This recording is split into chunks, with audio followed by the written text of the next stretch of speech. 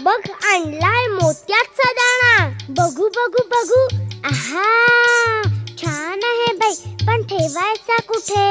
ठेवायचा कुठे? त्यात काय मोठे, बांधूया घरटे.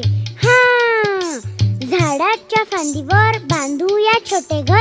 चला चला लवकर काम करू बरोबर. मी आणते, मी आणते, मी आणते कापूस. मी आणतो काड्या.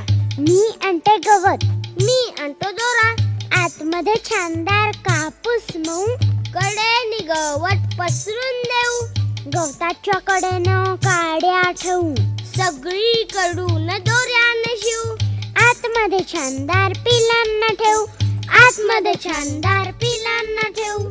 पिल्ले काय करतील? साऱ्याशी खेळतील. दाणा